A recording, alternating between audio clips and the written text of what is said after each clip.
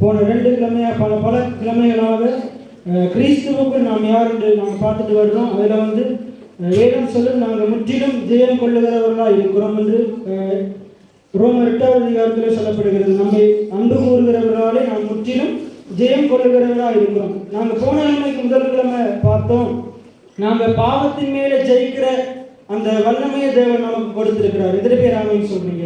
நம்மளால பாவத்தை ஜெயித்து வாழ முடியும். நிறைய ஜனங்கள் பாவத்துக்குள்ள அடிமையா இருக்கிறாங்க, பாவத்துக்கு அடிமையா இருக்கிறாங்க. ஆனா வேதம் சொல்லுது, ஆண்டவர் பாவிகளை நேசிக்கிறார், அவருடைய பாவங்களை ஆண்டவர் வெறுக்கிறவரா இருக்கிறார். அதனால நாங்கள் பாடல் பாடுறோம், பாவத்தை வெறுத்து பாவிகளை நேசிக்கிற தேவன். அப்ப ஒரு பாவியுடைய வாழ்க்கையில் இருக்கிற அந்த பாவத்தை ஆண்டு எடுத்து போடுறதுக்கு தான் ஆண்டவர் பாவிகள் மேல அவ்வளவு அன்பு காட்டுறார். ஆண்டவர் பாவிகளை ரட்சிக்கவே மனுஷகுமாரன் இந்த உலகத்துக்கு வந்தார் என்று வேத வசனம் சொல்லுகிறது.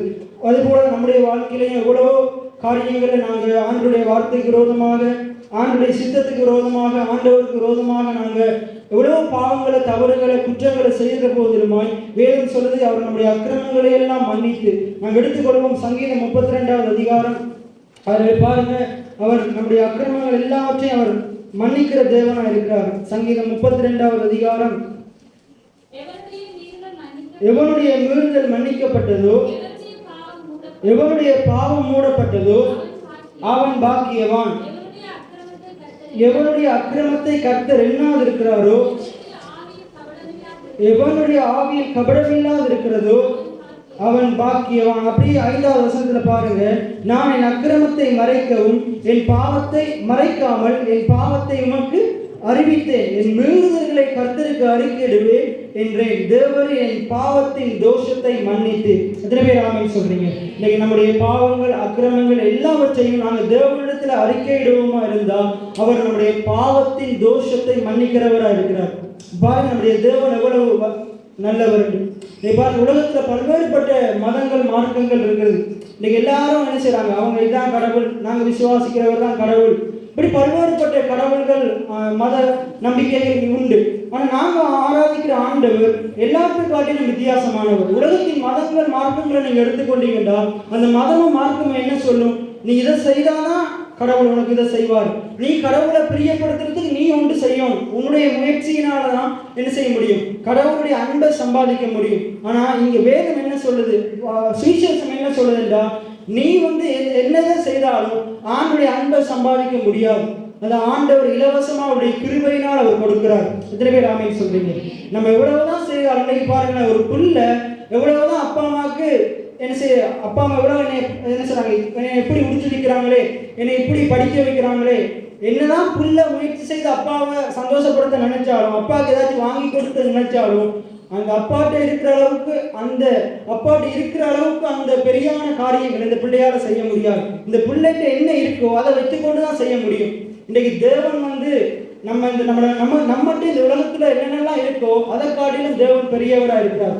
இன்னைக்கு நம்மகிட்ட இருக்கிற சொத்து, நம்மகிட்ட இருக்கிற பொருட்கள், பணம் எல்லாத்த காட்டிலும் தேவன் பெரியவராக இருக்கிறார். வானம் கர்த்தருடையது, பூமி கர்த்தருடையதா இருக்கு. இந்த பூமியை நமக்கு கொடுத்தவரே கர்த்தர் தான். அதில் பேர் ஆமென் சொல்றீங்க. அப்போ நிறைய பேர் என்ன செய்யறாங்க, சில காரியங்களை செய்துட்டு நாங்கள் நிறைய நேரங்கள் நம்ம கூட என்ன செஞ்சிடறோம், நம்ம ஏதோ பெருசா செய்த மாதிரி நம்முடைய செயல்களை மேன்மைப்படுத்திடணும். ஆனால் அதற்குலாம் அற்பமும் குப்பையுமா இருக்குது. அது எல்லாவற்றையும் காட்டிலும் தேவன் பெரியவராக இருக்கிறார். அப்ப நம்முடைய சுய பலத்தினால, அது மதவாதிகள் தான் அப்படி சொல்லுவாங்க, என்னுடைய ஜபத்தினாலதான், என்னுடைய தசம பாகத்தினாலதான். அந்த பாருங்க, அந்த ஆயக்காரன் அந்த பரிசையினுடைய ஜபத்துல அந்த பரிசையன் இப்படித்தான் சொல்றான், நான் தசம பாகம் கொடுத்தேன், நான் ஜபம் பண்றேன், உபவாசம் பண்றேன். அப்ப அவன் அப்படி இல்லைன்னு என்ன செய்யறான், மற்றவனை குற்றம் சாட்டுறான். நம்ம அப்படிப்பட்டவங்களா இருக்கக்கூடாது. இன்னைக்கு நாங்கள் இந்த இடத்துல இருக்கிறதே ஆண்டுடைய கிருபை தான். எத்தனை பேர் ஆமென் சொல்றீங்க?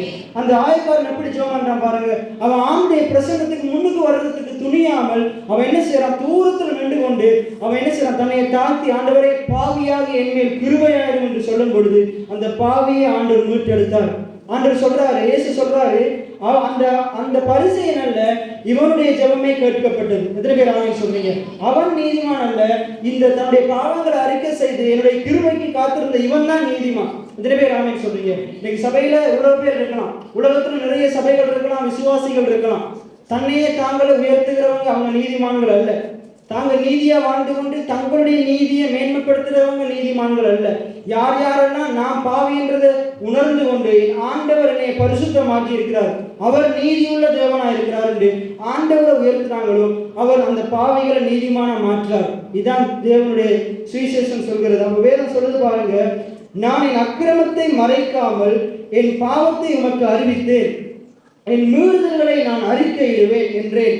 தேவரீர் என் பாவத்தின் தோஷத்தை மன்னித்து. அதுபோல இன்றைக்கு உங்களுடைய வாழ்க்கையிலையும் நீங்க பாவங்களை அறிக்கையிடும் பொழுது ஆண்டவர் உங்களுக்கு மன்னிக்கிறதுக்கு அவர் உண்மையுள்ளவராக இருக்கிறார். நீங்க பாவத்தை நிறைய ஜனங்கள் செய்கிற தவறு என்னென்னா, யூதாசை போல இன்னைக்கு அநேக விசுவாசிகளை கூடி அவங்களுடைய நிலைமை கவலைக்கிடமா இருக்குது.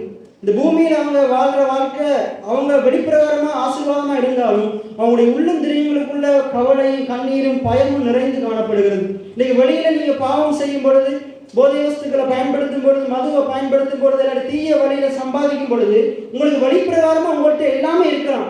ஆனா எப்பயுமே நீங்க வழியா நீங்க யோசிச்சு பாருங்க, உங்களுடைய உள்ளத்துல ஒரு சமாதானம் இருக்காது, சந்தோஷம் இருக்காது, ஒரு தைரியம் இருக்காது. அந்த அப்படிப்பட்ட ஆட்களுக்கு பயம் இருந்து கொண்டே இருக்கும். எப்ப நான் மாட்டுப்படுவனோ தெரியலையே, எப்ப நான் சிக்குவனோ தெரியலையே என்று வெளியில எல்லாம் இருந்தாலும் உள்ள பயம் இருந்து கொண்டே இருக்கும். ஆனா இதே குறைவா இருந்தாலும் கர்த்தருக்குள்ள நீங்க நேர்மையா இருந்து பாருங்களேன். எந்த காரியங்கள் தீய காரியங்களை வெறுத்து நீங்க நன்மையா வாழ்ந்து பாருங்களேன், நீங்க எந்த காரியத்தை குறித்தும் பயப்பட மாட்டீங்க. இதரவே ராமன் சொன்னீங்க. அப்படி நீங்க இருக்கும் பொழுது வெளிப்பிரகாரமா இருக்கிற குறைவு நிச்சயமா நிறைவாகும். இதரவே ராமன் சொன்னீங்க. நம்ம நிறைய ஜனங்கள் என்ன செய்யறாங்க, வெளிப்பிரகாரமா டக்குன்னு மேல வரணும்னு சொல்லி சில தவறான முடிவுகள் எடுத்து தங்களுடைய வாழ்க்கையை அழித்து போடுறாங்க. வெளியில வர்றது கொஞ்ச நாள்ல போயிடும், ஆனா உள்ள இருந்து வர்றது அது நிலைத்திருக்கும். இதரவே ராமன் சொன்னீங்க. அப்ப இந்த வார்த்தை சகலவற்றையும் உண்டாக்க வல்லமையுள்ளதா இருக்குது. அப்ப தேவன் சிருஷ்டிகரா இருக்கிறார். எத்தனை பேர் ஆமென் சொல்றீங்க? பிசாசு திருடனா இருக்கிறான். எல்லாம் சொல்லுங்க, தேவன் சிருஷ்டிகரா இருக்கிறார் அப்படின்னு அவர் உருவாக்குகிறவரா இருக்கிறார். அவரால் இல்லாதவைகளை இருக்கிற விதமா அழைக்க முடியும். எத்தனை பேர் விசுவாசிக்கிறீங்க? நம்முடைய வாழ்க்கையில இல்லாத ஆசீர்வாதத்தை தேவனால நம்முடைய வாழ்க்கையில கொண்டு வர முடியும். ஆனா பிசாசு எப்படி நம்முடைய வாழ்க்கையில இருக்கிற ஆசீர்வாதத்தை எடுத்து போடுகிறவனா இருக்கிறான். எத்தனை பேர் ஆமென் சொல்றீங்க? அதே போல தேவன் வியாதியை கொடுக்கிறவர் அல்ல, தேவன் சுகத்தை கொடுக்கிறவரா இருக்கிறார். பிசாசு நம்முடைய வாழ்க்கையில இருக்கிற சுகத்தை எடுத்து போட்டு நமக்கு வியாதியை தருகிறவனா இருக்கிறான்.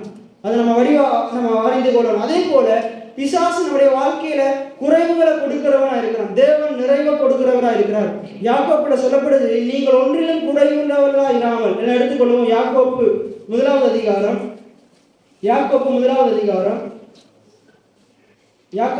அதிகாரத்துல பாருங்க, நீங்கள் ஒன்றிலும் குறைவுள்ளவர்களா இராமல் பூரணராயும் நிறைவுள்ளவர்களாயும் இருக்கும்படி பொறுமையானது பூரண கிரியை செய்ய கடவுது. அப்ப ஆண்டவர் என்ன சொல்றாரு, நீ என்னை விசுவாசிச்சு நீ பொறுமையா இருப்பியா இருந்தா நிச்சயமா நான் உன்னைய நிறைவாக்குவேன். எத்தனை பேர் ஆமென் சொல்றீங்க? நம்ம 2-3 வாரங்களா பார்த்துட்டு வரணும்.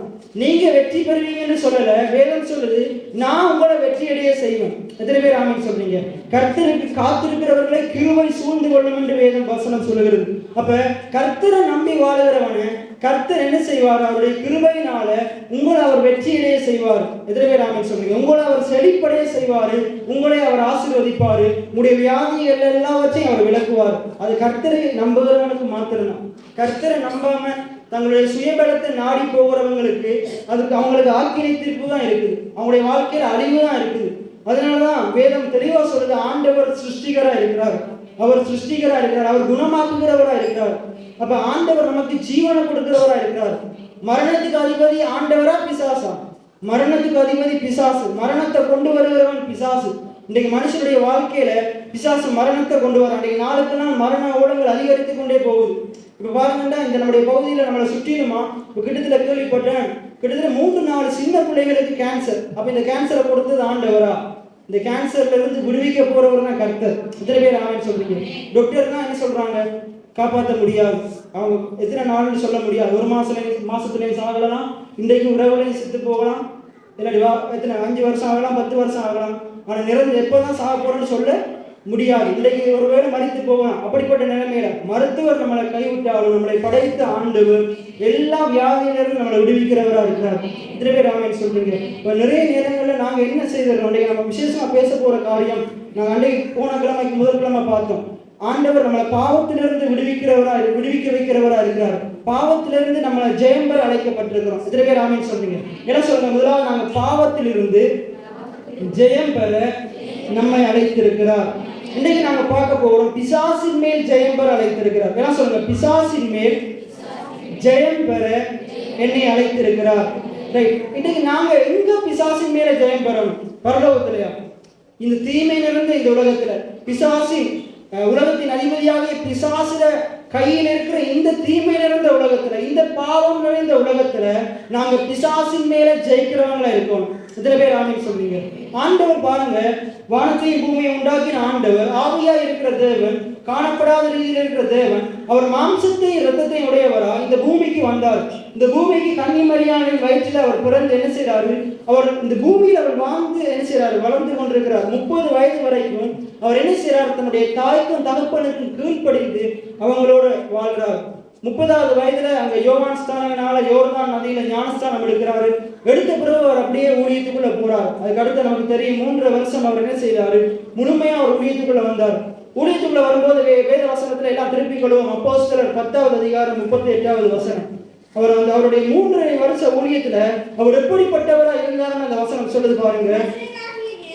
நசரேனாகிய இயேசுவை தேவன் பரிசுத்த ஆவியினாலே வல்லமையினாலும் அபிஷேகம் பண்ணினார். தேவன் அவருடனே கூட இருந்தபடியினால் அவர் நன்மை செய்கிறவராயும் பிசாசின் வல்லமையில் அகப்பட்ட யாவரையும் சுகமாக்குகிறவராயும் சுற்றி திரிந்தார். அவர் எதனால நன்மை செய்கிறவரா சுற்றி திரிந்தாராம்? தேவன் அவரோடு கூட இருந்தபடியினால். எத்தனை பேர் ஆமென் சொல்லுங்க? என்ன சொல்லுங்க? தேவன் அவரோடு கூட இருந்தபடியால். இன்னைக்கு எத்தனை பேர் விசுவாசிக்கிறீங்க? தேவன் என்னோடு கூட இருக்கிறார், என்னுடைய பிள்ளைகளோடு கூட இருக்கிறார், இந்த சபையில அவர் இருக்கிறார். அப்ப நம்ம எப்படிப்பட்டவங்களா இருக்கணும்? அவரை போல நன்மை செய்கிறவங்களா இருக்கணும்.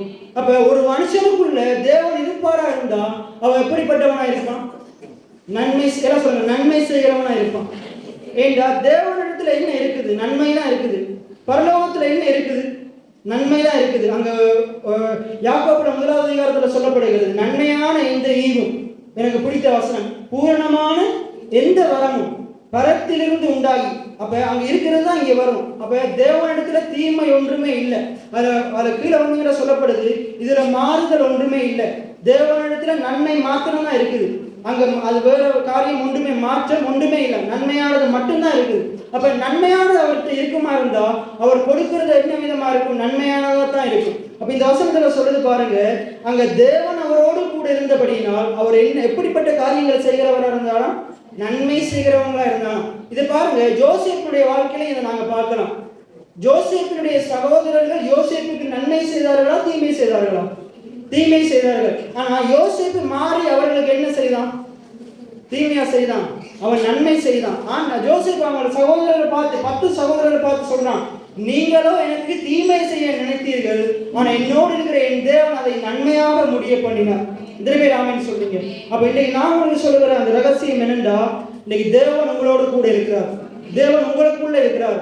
அதை யார் யாரெல்லாம் விசுவாசிக்கிறீங்களோ நீங்களும் அவரை போல இந்த உலகத்துல நன்மை செய்கிறவங்களா தான் இருப்பீங்க.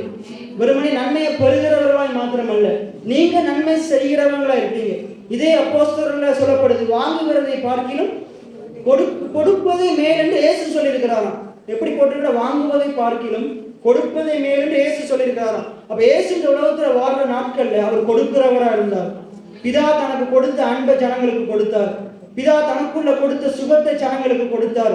பிதா தனக்கு கொடுத்த ஜீவனை ஜனங்களுக்குள்ள கொடுத்தார். அதே போல இன்னைக்கு ஆண்டவர் இந்த உலகத்துல நம்மளையே வைத்திருக்கிறாரு. செத்து பரலோகம் போறதுக்கு அப்படியா ஏன் வைத்திருக்கிறாரு? தாவீது சொல்றான், நான் சாகாமல் பிழைத்திருக்கிறது எதுக்காக? கர்த்தருடைய செய்கைகளை விவரிக்கிறதுக்காக. இன்னைக்கு ஆண்டவர் உங்களை மரணத்துக்குள்ள போகாம எத்தனையோ மரண கட்டுக்கல்ல உங்களை பாதுகாத்து இந்த இடத்துல ஜீவன் உள்ளவரா வைத்திருக்கிறார். எதற்காக என்றால் வெறுமனே நீங்க மாத்திரம் உங்களுடைய குடும்பம் மாத்திரம் நல்லா வாழ்வதற்காக அல்ல, அதுவும் நல்லா வாழணும். நீங்க நல்லா வாழணும், அது ஆண்டு விரும்புகிறார். உங்களுடைய குடும்பம் நல்லா வாழணும், அது மாத்திரம் அவனுடைய சித்தம் அல்ல. உங்களை கொண்டு தேவன் பலரை ஆசீர்வதிக்க சித்தம் உள்ளவராக இருக்கிறார். இதுல பேர் ஆமென் சொல்றீங்க. இன்னைக்கு அந்த சபையார் வந்து இங்க உதவி செய்ய போறாங்க. எதிர்காலத்துல நம்ம இங்க போய் பல ஜனங்களுக்கு உதவி செய்கிறவங்களா இருக்கும். அதற்காகத்தான் தேவன் நம்மளை வைத்திருக்கிறார். அப்ப இந்த பகுதியை நாங்கள் எல்லாரும் சேர்ந்து திருப்பி வாசிக்க போகிறோம். 38வது வசனத்தை வாசிப்போம். நசரேயனாகிய இயேசுவை தேவன் பரிசுத்த ஆவியினாலும் வல்லமையினாலும் அபிஷேகம் பண்ணினார். தேவன் அவருடனே கூட இருந்தபடியினால் அவர் நன்மை செய்கிறவராயும் பிசாசின் வல்லமையில் அகப்பட்ட யாவரையும் குணமாக்குகிறவராயும் சுற்றிட்டு இருந்தார். முதலாவது அவர் கடவுள் நம்மளோட கூட இருப்பாரா இருந்தார். இன்றைக்கு நீங்க ஒரு விசுவாசி அவதானிச்சீங்கன்னா அவருடைய வாழ்க்கையில முதலாவது அவன் நன்மை செய்யும் பொழுது நன்மை செய்கிறவன் எல்லாம் அவனோட கடவுள் இருக்கிறார். எத்தனை பேர் ஆமென் சொல்றீங்க? அப்ப இன்றைக்கு அநேக விசுவாசிகளை பார்க்கும் பொழுது நன்மையை பெறத்துக்கு தான் காத்திருக்கிறாங்க. எத்தனை 20 வருஷம் 30 வருஷம் விசுவாசி இன்றைக்கும் ஏதாச்சும் உதவி கிடைக்குமான்னு பார்த்துக்கணும். அப்படி நாங்கள் இருக்கக்கூடாது. நாங்கள் என்ன செய்யணும்? மற்றவர்களுக்கு உதவி செய்ய முந்துகிறவங்களா இருக்கணும். உதவி வாங்குறது தவறுன்னு சொல்லல, உதவி வாங்க தவறு.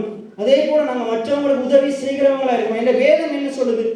கொடுக்கிறவனுக்கு கொடுக்கப்படும், விதைக்கிறவனுக்கு தான் அறுவடை இருக்கு.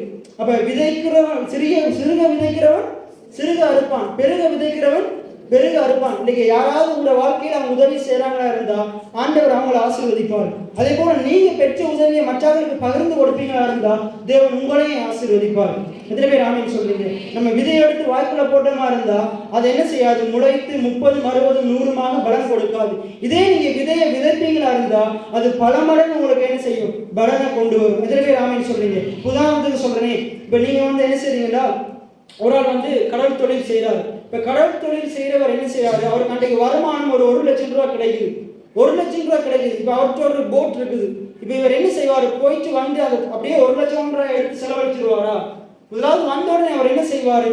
கடவுளுடைய பிள்ளையா இருந்தா கடவுளுடைய காரியத்தை எடுத்து வைப்பார். ரெண்டாவது அவர் செய்கிற காரியம் அந்த அடுத்த முறை போகிறதுக்குரிய மண்ணெண்ணையை வாங்கி வைப்பார். உண்மையா பொய்யா?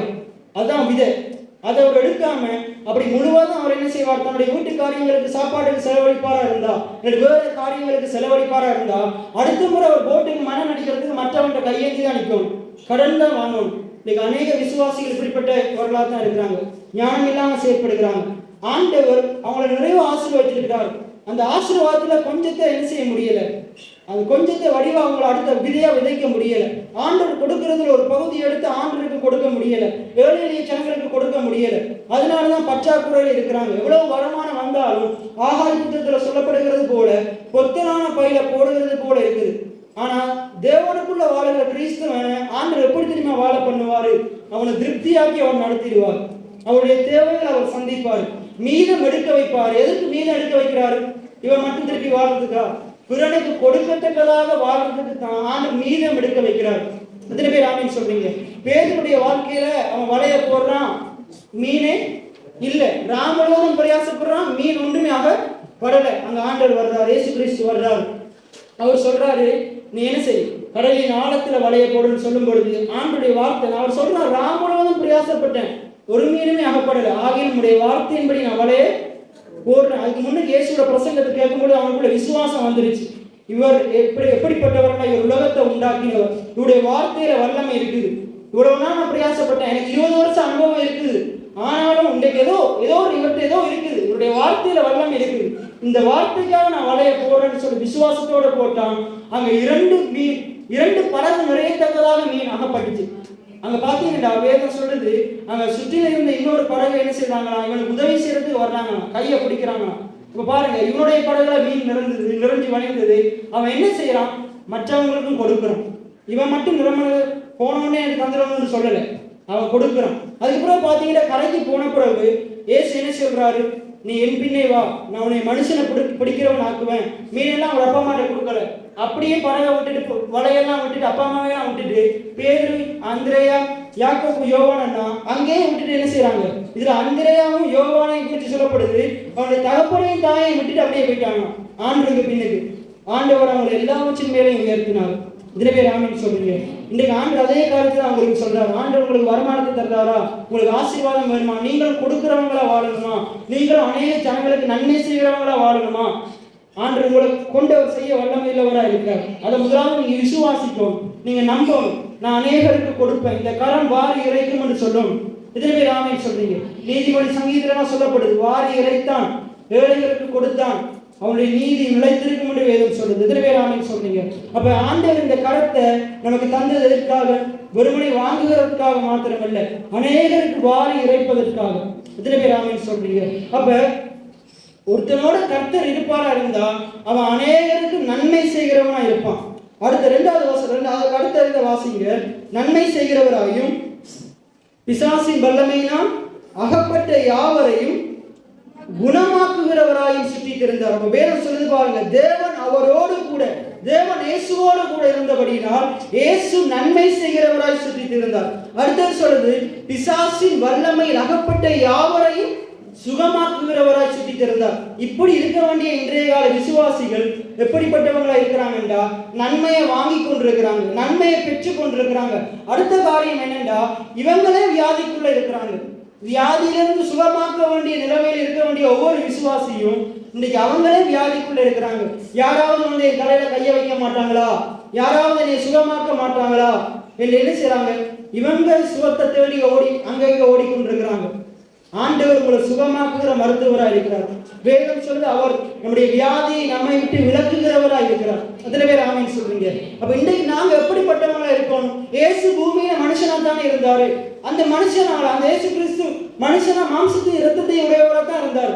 அவருக்கும் கண்ணீர் வந்துச்சு. லாசருவை பார்த்த உடனே, அவருடைய கல்லறையை பார்த்த உடனே இயேசு கண்ணீர் விட்டார் என்று சொல்லப்படுது.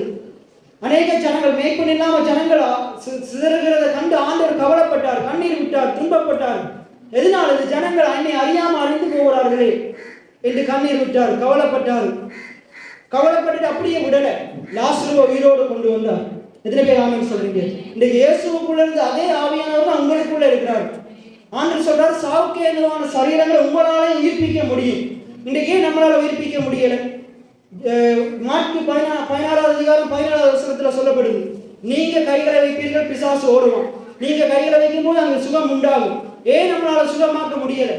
ஆண்டவர் அதிகாரத்தை தந்திருக்கிறாரு. அதிகாரம் முன்பையிலே நாம் ஆளுவோம் தேசத்தை. ஆனா நம்மளால வீட்டக்கூடிய ஆள முடியல, இந்த உதயப்படுத்தக்கூடிய ஆள முடியல. அப்ப எப்படி நாங்க என்ன செய்ய போறோம்? வெற்றிகரமா இந்த உலகத்துல வாழ போறோம். ஏன் இப்படிப்பட்ட வாழ்க்கை, ஆண்டவர் வார்த்தையின்படி ஏன் நம்மளால வாழ முடியலன்றா, அநேகர் தேவனுடைய வார்த்தையை அற்பம் பண்ணி கொண்டிருக்கிறாங்க. ஆண்டவர் மேல முழுமையான விசுவாசமே கிடையாது. வேதம் சொல்லி அவருடைய அவிசுவாசத்தினாலேதான் அவர்கள் இப்படிப்பட்ட நிலைமையில் இருக்கிறாங்க. அதே போல அன்றைக்கு அநேகர், நான் சொன்னது போல, முன்பு சொன்னது போல, அநேகர் யூதாச போல இருக்கிறாங்க. ஏன் யூதாச போல இருக்கிறாங்க? ஆண்டவர் நல்லவர் என்ற வெளிப்பாடே யூதாசுக்கு இல்லை. ஆண்டவர் எல்லாவற்றையும் செய்ய வல்லவர் என்ற வெளிப்பாடே இல்லை. ஆண்டவர் மன்னிக்கிறதுல தயாளகுணம் உள்ளவர், என்னை ஏற்றுக்கொள்ளுவார், என்னுடைய பாவத்தை மன்னிப்பார் என்ற ஒரு வெளிப்பாடே இல்லை. ஆனா அவனுக்கு ஒரு குற்ற உணர்வு வந்துச்சு. அந்த 30 வெள்ளிக்காசை கொண்டு போயிட்டு அங்க பிரதான ஆசாரியருக்கு முன்னாக ஒரு வீசிட்டு என்ன செய்யறான், அப்படியே போய் தூக்கு போட்டு செத்த போறான். அவன் என்ன செய்திருக்கணும்? அதை கொண்டு போய் வீசிட்டு ஆண்டுடைய பாதத்துல வந்து விழுந்து, ஆண்டவரே என்னை மன்னிக்க, ஆண்டவரே நீங்க எனக்கு எவ்வளவோ நன்மை செய்திருக்கிறீங்க, எந்த தகுதியுமே இல்லாத என்னையும் அவனுடைய ஊழியத்துக்கு அழைத்தீங்க, என்னைய ஒரு சீசனா தெரிவு செய்தீங்க. ஆனா நான் உனக்கு விரோதமா பாவம் செஞ்சுட்டேன், என்னைய மன்னிங்கன்னு சொல்லி நான் மன்னிச்சிருப்பாரா மாட்டாரா? மன்னிச்சிருப்பார், சாகரத்துக்கு விட்டுருக்க மாட்டார். ஏனென்றால் நமக்கு தெரியும், ஒரு ஆத்மாவும் ஆண்டவராக இயேசு கிறிஸ்துவை ஏற்றுக்கொள்ளாம மறிப்பது அவனுடைய சித்தம் அல்ல. இதுல பேர் ஆமென் சொல்றீங்க. ஆனா அவனுக்கு அந்த வெளிப்பாடே இல்லை. இவ்வளவு வருஷம் ஆண்டவரோட கூட இருந்தும் அவனுக்கு ஆண்டவர் அறிகிற அறிவு இல்லை. அதே போல இன்னைக்கு சபை விசுவாசிகள் 5 வருஷமாகுது, 10 வருஷமாகுது, 20 வருஷமாகுது. இத்தனை வருஷம் இருந்து என்ன பிரயோசனம்? ஆண்டவர் நல்லவர் என்ற வெளிப்பாடே இல்லை. உடைய பாவங்களை மன்னிக்கிறவர் என்ற வெளிப்பாடே இல்லை. அந்த பாவத்தை வெறுக்கிறதுக்குரிய அந்த தன்மைக்கு உங்களுடைய இருதயங்களை விட்டு கொடுக்குறாங்களே இல்லை. அதே போல அந்த விசுவாசிகள் ஏன் திருப்பி விழுந்து போறாங்க? ஏன் நாளுக்கு நாள் பாவம் செய்து கொண்டே இருக்கிறாங்க? ஏனென்றால் இந்த நல்லவர் என்ற வெளிப்பாடு இல்லை. என்னுடைய வாழ்க்கையில நான் 20 வயசுக்கு முன்னுக்கு வரைக்கும், 2020க்கு முன்னுக்கு வரைக்கும், நான் சின்ன வயசுல இருந்தே நான் சர்ச்சில் இருக்கிறேன். பெந்தேகோஸ்தே சர்ச் போயிருக்கிறேன், மெதடிஸ்ட் சர்ச் போயிருக்கிறேன், இதே சர்ச்சுகள் போயிருக்கிறேன். இந்த கர்த்தர் நல்லவர்ன்றது ஆழமா எங்கேயும் போதிச்சு நான் கேட்டதே இல்லை. பாட்டு படிப்பாங்க, கர்த்தர் நல்லவர், வல்லவர், போதுமானவர். ஆனா ஆழமா கர்த்தர் நல்லவர்ன்றத பிரசங்கம் பண்ணி எங்கேயும் கேட்டதே இல்லை. ஒரு சில நிமிடங்கள் பேசுவாங்க. ஆனா என்னுடைய வாழ்க்கையில் ஆண்டவர் கர்த்தர் நல்லவர் என்ற வெளிப்பாடு மிக ஆழமா 2020 விதைக்கப்பட்டது. அன்னைக்கு நான் ஒரு முடிவெடுத்தேன், இந்த நல்ல கர்த்தரை பத்தி தான் நான் போதிக்கணும். எத்தனை பேர் ஆமென் சொல்றீங்க? இந்த விசுவாச வார்த்தைகளை தான் நான் போதிக்கணும். யார் என்ன சொன்னாலும், யார் எதிர்த்தாலும் என்னுடைய வாய் கர்த்தர் நல்லவர் என்று தான் போதிக்கும். எத்தனை பேர் ஆமென் சொல்றீங்க? அன்னைக்கு தான் நான் அறிந்து கொண்டு நான் எப்படி பேசணும், கர்த்தர் நல்லவர் என்றதை நான் பேசிக்கொண்டே இருக்கணும், கர்த்தர் வல்லவர் என்றதை பேசிக்கொண்டே இருக்கணும். கர்த்தரால முடியாத காரியம் ஒன்றுமே இல்லை. கர்த்தர் எப்படிப்பட்டவனை எடுத்து பயன்படுத்த அவரால் கூடும். எத்தனை பேர் ஆமென் சொல்றீங்க? அதனாலதான் ஆண்டவர் அந்த விசுவாசத்தை எனக்குள்ள தந்தார். அதில் ரோமர்ல சொல்லப்படுகிறது போல நாங்கள் பிரசங்கிக்கிற இந்த விசுவாச வார்த்தை அந்த வெளிப்பாட்டினாலதான் என்னுடைய பிரசங்கத்தில் எல்லாவற்றிலையும் நான் தேவையில்லாத வார்த்தைகளை பேசுறதே இல்லை. ஆண்டவர் எழுதி வைத்திருக்கிற அந்த விசுவாசமுள்ள வார்த்தைகளை போதிக்கிறது. இப்படிப்பட்ட வார்த்தைகள் தான் ஜனமுடைய வாழ்க்கையை மாற்றும். ஏனென்றால் அதை நான் விசுவாசிக்கிறேன். என்னுடைய வாழ்க்கையில நிறைய போதனைகளை கேட்டிருக்கிறேன். அதை என்னுடைய வாழ்க்கையில ஒரு பாவத்திலிருந்து விடுதலையை தரல, நான் செய்கிற தவறுல இருந்து விடுதலையை தரல, தீய யோசனைகள் சிந்தனைகள் இருந்து விடுதலையை தரல. வெளியில நல்லவன் போல இருக்கலாம், வெளியில பாவம் செய்யாம இருக்கலாம். ஆனா வேதம் சொல்றது ஒவ்வொருவருடைய இருதயம் திருக்குள்ளதும் கேடுள்ளதுமா இருக்குது. அந்த இருதயத்துக்குள்ள பாவம் குடிகொண்டிருக்கிறது. ஆனா அந்த இருதயத்துக்குள்ள இருக்கிற பாவத்தை எடுத்து போட இந்த வார்த்தை வல்லமையில தான் இருக்கு. இத்தனை பேர் ஆமீன் சொல்றீங்க. இன்னைக்கு வெளியில நீங்க இருக்கலாம், வெளியில நான் பாவம் செய்யல, இது செய்யல, அது செய்யல. நிறைய பேர் ஏன் தெரியுமா வெளியில பாவம் செய்யல? அவங்களுக்கு சான்ஸ் கிடைக்கல, வாய்ப்புகள் கிடைக்கல. இன்னைக்கு நமக்கு மறைமுகமா வாய்ப்பு கிடைக்குமா இருந்தால் இதுல இருக்கிற எல்லாருமே கட்டாயம் பாவம் செய்வோம். ஏனென்றால் நம்ம இருதயத்துக்குள்ள பாவம் செய்யணும் போல இருக்கு, தீய காரியங்களை செய்யணும் போல இருக்குது. ஆனா ஆண்டவர் அதுல இருந்து நம்மளை விடுவிக்கிறவரா இருக்கார். ஒரு மனுஷனுடைய இருதயத்தை எந்த மத சடங்காசாரத்தாலையும் மாற்ற முடியாது. ஆனா தேவனுடைய வார்த்தையினால மாற்ற முடியும். எத்தனை பேர் ஆமென் சொல்றீங்க? இன்றைக்கு அதே ஆவியானவர் உங்களோடு பேசி கொண்டிருக்கிறார். அப்ப இன்னைக்கு நீங்க ஒரு தீர்மானத்தை எடுக்கணும். எனக்குள்ள நானும் அபிஷேகம் பண்ணப்பட்டவன் தான். ஆண்டவர் என்னை அபிஷேகம் பண்ணியிருக்கிறார், என்னை அபிஷேகம் பண்ணியிருக்கிறார், என்னை ராஜாக்களை அபிஷேகம் பண்ணியிருக்கிறார், என்னை ஆசாரியன் அபிஷேகம் பண்ணியிருக்கிறார். அப்ப இயேசு அபிஷேகம் பண்ணப்பட்டவரை இருந்தாரு, தேவன் அவரோடு கூட இருந்தார். இன்னைக்கு அதே ஆண்டவர் தான் உங்களை பார்த்து சொல்றாரு, நீங்களும் அபிஷேகம் பண்ணப்பட்டவர்கள், நான் உங்களை ராஜாக்களை ஆசாரியங்களை அபிஷேகம் பண்ணியிருக்கிறேன். எத்தனை பேர் ஆமென் சொல்றீங்க? அதே போல அவர் சொல்றாரு, இன்னைக்கு நான் உங்களுக்குள்ள இருக்கிறேன், நான் உங்களுக்குள்ள இருக்கிறேன், நான் உங்களோடு கூட இருக்கிறேன். அதான் பவுல் சொல்றான் பாருங்க, கர்த்தரின் பட்சத்தில் இருப்பதால். தாவீதும் சொல்றான், நான் பயப்படேன், மனுஷன் எனக்கு என்ன செய்வான், மனுஷன் எனக்கு என்ன செய்வான். அதே போல அன்றைக்கு உங்களுடைய வாழ்க்கையில நீங்க இப்படிப்பட்ட வார்த்தைகளை பேசுகிறவங்களா இருக்கும். யூதாஸ் செய்து அதே தவறை செய்து கொண்டு இருக்க கூடாது.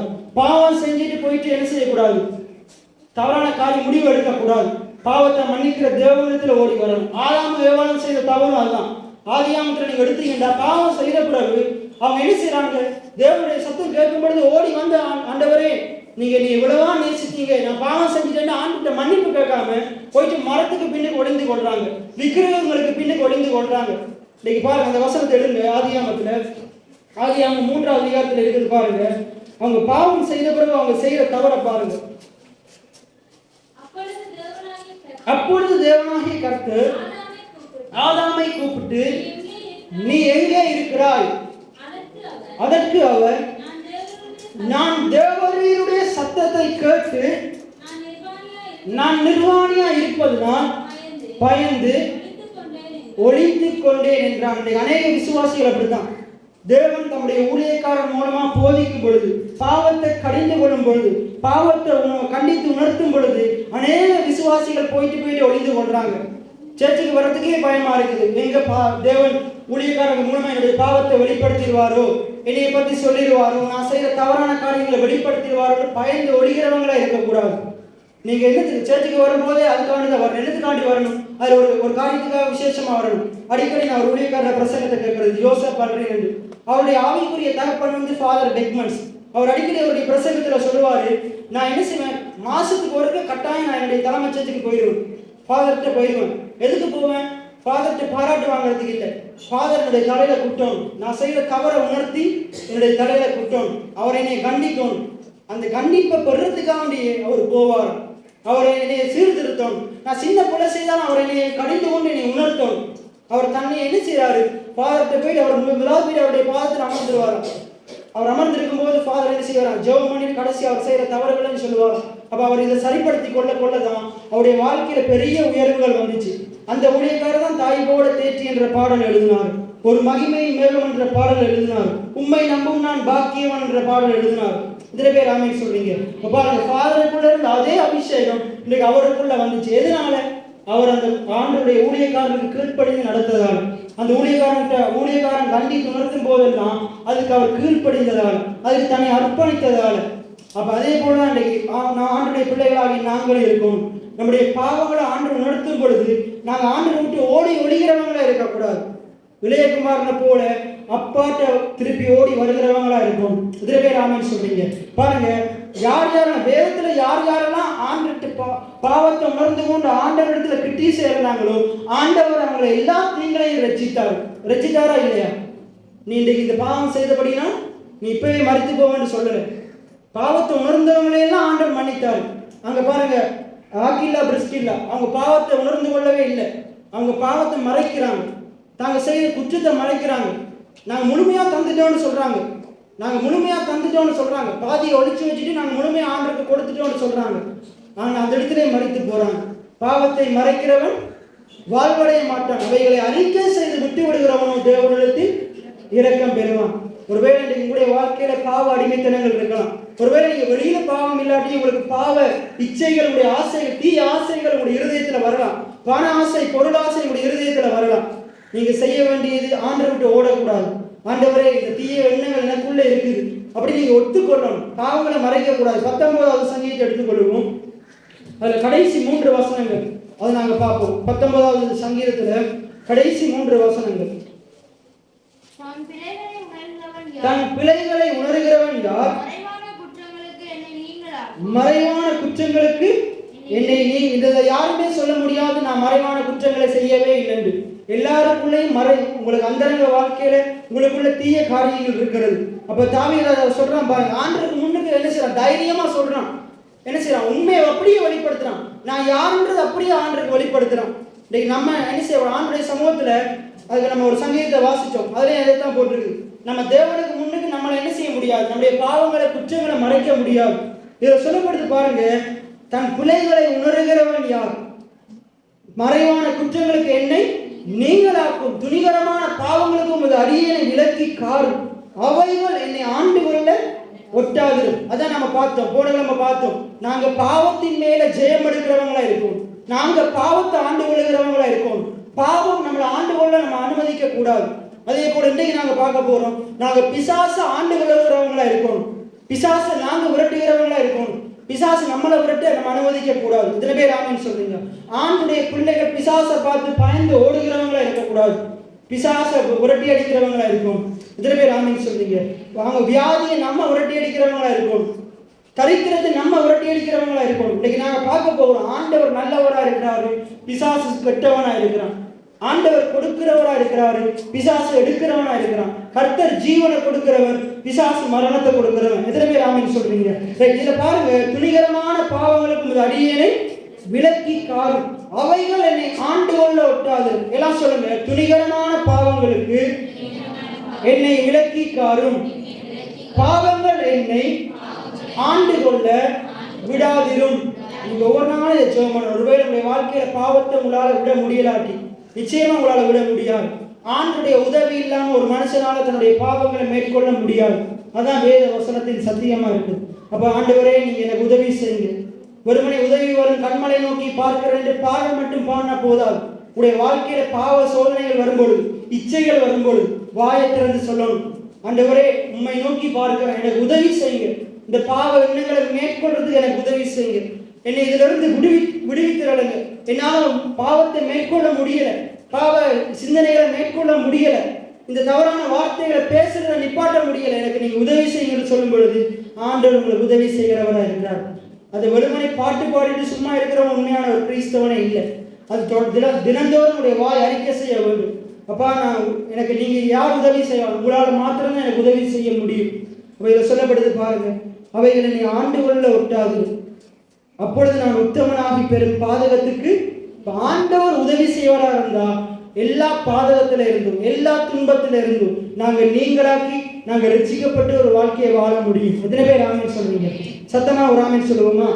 அவ அடுத்த சொல்றான் பாருங்க, என் கண்மலையும் என் மீட்பெருமாகிய கர்த்தாவே. எல்லாம் சொல்லுங்க, என் கண்மலையும் என் மீட்பெருமாகிய கர்த்தாவே, என் வாயின் வார்த்தைகளும் என் இருதயத்தின் தியானமும் உமது சமூகத்தில் பிரியாதிருப்பதாக. என் வாயின் வார்த்தைகளும் என் இருதயத்தின் தியானமும் உன்னுடைய சமூகத்தில் பிரியாதிருப்பதாக. பாருங்க எப்படி சொல்றான் பாருங்க. அப்படிப்பட்ட கிறிஸ்தவன் என்ன செய்வான்? தன்னுடைய வாழ்க்கையில பாவம் இருந்தாலும் அவன் ஆண்டுடைய சமூகத்துல ஓடி வருவான். இதிலே பேர் ஆமீன் சொல்றீங்க? இன்றைக்கு இந்த இடத்துல இருக்கிற நீங்க எல்லாம் நீதிமான்களா இருக்கிறீங்க. ஆனா இந்த நீதிமான்களுக்குள்ள பாவ எண்ணங்கள் இருக்கலாம். ஆனா இன்றைக்கு நீங்க எதுக்காக இந்த இடத்துல வந்திருக்கிறீங்க? உங்களோட பாவத்துல இருந்து உங்களை விடுவிக்கிற கர்த்தருடைய வார்த்தைகளை கேட்கறதுக்காக நீ வந்திருக்கிறீங்க. எத்தனை பேர் ஆமீன் சொல்றீங்க? நிச்சயமா தேவனுடைய வாழ்க்கையில இருக்கிற எல்லா பாவங்களையும் உங்களை விட்டு எடுத்து போடுவார். நிச்சயமா எடுத்து போடுவார். பாவத்தை மேற்கொள்கிற பலன் உங்களுக்கு இந்த வார்த்தையினால தேவன் உண்டு பண்ணுகிறார். இந்த வார்த்தைகளை கேட்கிறது நிறைய பேருக்கு அற்பம் என்றாங்க. நிறைய பேருக்கு என்ன பிடிச்சிருக்கு? சபை விசுவாசிகளுக்கு, இந்த சபை விசுவாசிகள் நிறைய பேருக்கு என்ன பிடிச்சிருக்கு? சேர்ச்சுக்கு வந்தோடனே பாஸ்டர் கையை வைக்கணும், என்ன செய்யணும், வியாதி போகணும். வார்த்தைகளை கேட்கறதுக்கு செவியை சாய்க்கிறதே இல்லை. நீங்க இயேசு அற்புதம் செய்யும் போதெல்லாம் நீங்க வேதத்தை வாசித்தீங்கன்னா, வேதம் இயேசு அற்புதங்களை செய்யறதுக்கு முன்னுக்கு செய்த காரியம், அவர் என்ன செய்தார்? அநேக ஜனங்களுக்கு அவர் உபதேசம் பண்ணினார், போதிச்சார். போதிக்க தான் அங்க விசுவாசம் இல்லாதவனுக்கும் விசுவாசம் உண்டாச்சு, நம்பிக்கை இல்லாதவனுக்கும் நம்பிக்கை உண்டாச்சு. கர்த்தர் நல்லவர் என்ற வெளிப்பாடு வந்துச்சு. அதுக்கு பிறகு ஆண்டவர் நீ விசுவாசிக்கிறாய் என்று கேட்கிறாரு. அவன் விசுவாசிக்கிறான் என்று சொல்லும் பொழுது அங்க அவனிடத்துல ஆண்டவர் என்ன செய்யறாரு? சுகத்தை கட்டளை இருந்தார். இன்னைக்கு இந்த வார்த்தையை கேட்டுக்கொண்டிருக்கிற நீங்க, தேவன் நல்லவர் என்று நீங்க விசுவாசிப்பீங்களா இருந்தா, கர்த்தர் எல்லாவற்றையும் செய்ய வல்லமை உள்ளவர் என்றதை விசுவாசிப்பீங்களா இருந்தா, இன்றைக்கு உடைய வாழ்க்கையில இந்த நிமிடமே ஒரு அற்புதம் நடக்கும். நிச்சயமா அதை செய்ய ஆண்டு வல்லமை உள்ளவரா இருக்கிறார். எத்தனை பேர் ஆமென் சொல்றீங்க? பாருங்க, அப்ப ஆண்டு சமூகத்துல வர்றான். இன்றைக்கு அதே போல ஆண்டு சமூகத்தை விட்டு ஓடி ஓடி போவீங்களா இருந்தா, உடைய பாவத்திலிருந்து விடுதலை பெற முடியாது, உடைய கடன் பிரச்சனையிலிருந்து விடுதலை பெற முடியாது. நிறைய ஜனங்கள் பாருங்க, ஏன் சேர்ச்சுக்கு வர்ற இல்லை? கடன் கட்டுறதுக்கு வேலைக்கு போயே ஆகணும். ஆண்டவர் விட்டு தள்ளி இருந்தா என்ன செய்ய முடியாது? திருப்பி எவ்வளவுதான் கட்ட முயற்சி செய்தாலும் திருப்பி அந்த கடனை கட்டுறதுக்கு இன்னொரு கடன். இதே ஆண்டு சமூகத்துல கிட்டி சேர சேர எல்லா நன்மையும் கிருபையும் உங்களுக்கு தேடி வரும். இது வெறும் வார்த்தைக்காக எழுதி வைக்கல, இதை விசுவாசிக்கிறவனுக்கு அப்படியே ஆகும். எத்தனை ஆமென் சொல்றீங்க? அப்ப உடைய வாழ்க்கையில துன்பங்கள் துயரங்கள் எல்லாம் அதிகமாகும் பொழுது, உடைய வாழ்க்கையில சவால்கள் அதிகமாகும் பொழுது, பிரச்சனைகள் அதிகமாகும் பொழுது, நீங்க செய்ய வேண்டிய காரியம் ஆண்டவரை நோக்கி ஓடி வரணும், ஆண்டவரை கிட்டி சேரணும், ஆண்டவரை கட்டி அணைத்துக் கொள்ளணும். அப்பொழுது தேவன் எல்லா தீமையிலிருந்து உங்களை ரட்சிப்பார். எதிரவே ஆமென் சொல்றீங்க? இன்றைக்கு அநேக விசுவாசிகள் யூதாசை போல, முன்பு சொன்னது போல யூதாசை போல தங்கள் பாவங்களை செய்துட்டு அதை அறிக்கை செய்து விட்டு விடாம என்ன செய்யறாங்க? ஐயோ, நான் எவ்வளவு பாவியா இருக்கிறேனே, நான் தேவனுடைய சமூகத்துல கிட்டி சேர தகுதி இல்லாத என்று சொல்லிட்டு போயிட்டு மரணத்துக்குள்ள போறாங்க, தற்கொலை செய்யறாங்க, ஆண்டவரை விட்டு பின்வாங்கி போறாங்க. இனி நான் எப்படி ஆண்டவருடைய சமூகத்துக்கு போவேன் அப்படி நீங்க யோசிக்காதீங்க.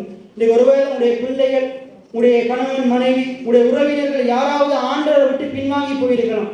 போன கிழமை நம்ம பார்த்தோம், தூணா இருக்க வேண்டிய அநேக விசுவாசிகள் ஆடிக்கொண்டிருக்கிறாங்க. சபையில தூணா நிலைத்திருக்க வேண்டிய அநேக விசுவாசிகள் சபையை விட்டு பின்வாங்கி போயிட்டாங்க, பிரிந்து போயிட்டாங்க. எதிர்காலத்துல உங்களுக்கும் அப்படிப்பட்ட சோதனைகளை வரணும். இன்னைக்கு நான் இன்னொரு காரியத்தை பேச போறேன். சோதனைக்காரன் ஆண்டவரா பிசாசா?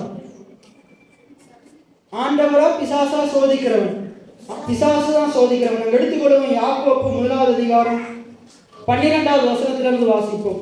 யாக்கோப்பு 1வது அதிகாரம். சோதனையை சகிக்கிற மனுஷன் பாக்கியவான், அவன் உத்தமன் என்று விளங்கின பின்பு வாக்குத்தத்தம் பண்ணின ஜீவ கிரீடத்தை பெறுவான். தொடர்ந்து வாசிங்க. சோதிக்கப்படுகிற எவனும் நான் தேவனால் சோதிக்கப்படுகிறேன் என்று சொல்லாதிருப்பானாக. அப்ப வேதம் எப்படி சொல்றது? சோதிக்கப்படுகிற எவனும் நான் தேவனால் சோதிக்கப்படுகிறேன் என்று சொல்லாதிருப்பதாக.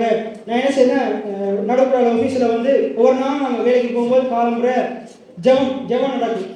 அப்போ இந்த 3 கிழமை, அந்த 5 நாட்களில் 3 கிழமையா நான் தான் போதிச்சேன். அங்கே பாஸ்டர் என்னை பிரசங்கம் பண்ண விட்டார். பிரசங்கம் பண்ணும்போது கடைசி வெள்ளிக்கிழமை இந்த வசனத்தை தான் எடுத்து பிரசங்கம் பண்ணேன். பிரசங்கம் பண்ணி முடிய அங்கே இருக்கிற எல்லாருமே வந்து சொன்னாங்க, இப்படிப்பட்ட வார்த்தைகள், இந்த வெளிப்பாடை இதுவரைக்கும் நான் இத்தனை வருஷம் கிறிஸ்தவங்களா இருக்கிறேன், யாருமே போதிச்சதில்லை. என்னுடைய வாழ்க்கையில் எவ்வளோ நாள் நான் நினைச்சிட்டு இருந்தேன் சொல்றாங்க. 2-3 பேர் சொன்னாங்க, நான் நினைச்சிட்டு இருந்தேன் சோதனை ஆண்டவர் தான் தருவார்.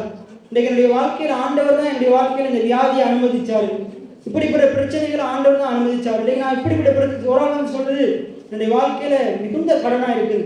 அவங்களுடைய கணவனார் ஊழியம் செய்யறாரு, மனைவி வந்து சொல்றாரு இவ்வளவு கடனா இருக்குது. இப்போ அவரும் என்ன செஞ்சார், வேலைக்கு போய்கொண்டிருக்கிறார், ஊழியத்திலையும் அவ்வளவு வெற்றி இல்லை, பணமே வருதில்லை.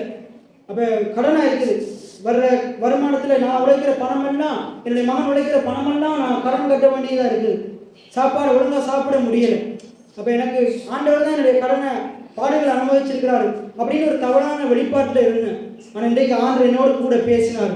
நிச்சயமா இந்த 1 மாசத்துல நான் உங்களுக்கு வந்து சாட்சி சொல்லுவேன், ஆண்டவர் என்னுடைய எல்லா பிரச்சனையிலும் என்னை விடுவித்திருக்கிறாரு. இதுவே ராமன் சொல்றீங்க. அவங்க வந்து சொன்னாங்க, நிச்சயமா நான் சொன்னேன், நீங்க இதான் அந்த வெளிப்பாடோட நீங்க இருந்து பாருங்க, நீங்க உழைத்து பாருங்க, ஆண்டவருடைய கையின் பிரயாசத்தை ஆசீர்வதிப்பார், உங்களை விடுதலை ஆக்குவார். அதுபோல இன்றைக்கு அநேக விசுவாசிகளுக்கு தவறான வெளிப்பாடுகள்.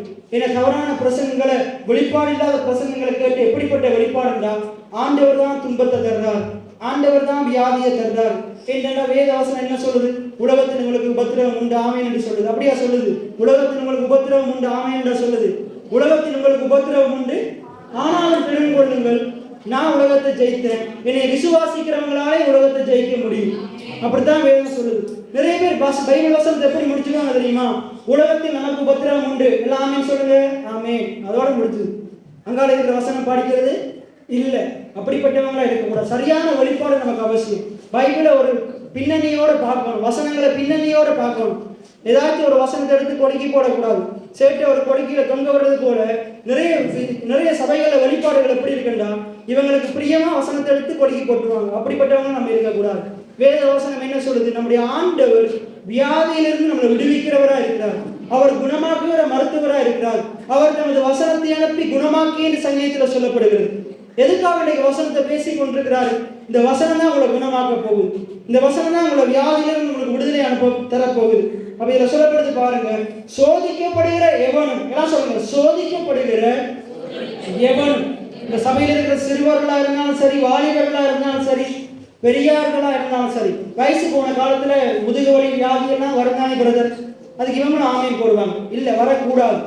வேதம் என்ன சொல்லுது? 92வது சங்கீதத்துல, முதிர் வயதிலும் கனிதந்து புஷ்டியும் பசுமையுமாய் இருப்பார்கள், கர்த்தருடைய ஆலயத்திலே நாட்டப்பட்டவர்கள். அப்ப நிறைய பேர் சபைக்குள்ளே கதைப்பாங்க, பிரசங்கத்தை கேட்டு பிரசங்கம் முடிஞ்சானே கதைப்பாங்க. அது எப்படி பிரதம் நடக்கும்? வியாதி என்ற வயசு போன காலத்துல வரத்தான் செய்யும். 60 வயதுல வியாதி. அப்படியெல்லாம் சபை விசுவாசிகள் என்ன செய்யக்கூடாது? பேச, உங்களுடைய சூழ்நிலைகளை பேசுறீங்களா இருந்தால் நீங்க சரியான ஒரு விசுவாசியே இல்லை. நீங்க சூழ்நிலைகளை பார்த்து பேசுகிறவங்களா இருக்கும். மலையை பற்றி பேசுறீங்களா இருந்தா ஆண்டவர் என்னத்தை கற்றுக் கொடுக்குறாரு? நான் இந்த காட்டுத்தி மரத்தை பார்த்து பேசினேன், நீ மலையை பார்த்து பேசு. ஆண்டவர் அசைகிற மரத்தை பார்த்து பேசி காட்டினார். நம்முடைய விசுவாசம் எப்படிப்பட்டதா இருக்கும்? அசையாத மலையை பார்த்து பேசுகிற விதமா இருக்கும். எத்தனை பேர் ஆமீன் சொல்றீங்க? நடக்க முடியாத காரியமும் அவரை விசுவாசிக்கிறவனும் நடத்தி காட்ட முடியும். எத்தனை பேர் ஆமீன் சொல்றீங்க? இப்போ யாரும் வந்து சொல்லிட்டு இருக்கக்கூடாது, அதெல்லாம் வயசு போன காலத்துல வியாதியை நீங்க விரட்டுகிறவங்களா இருக்கும். எத்தனை பேர் ஆமீன் சொல்றீங்க? ஆண்டவர் வியாதியை தந்தாரு.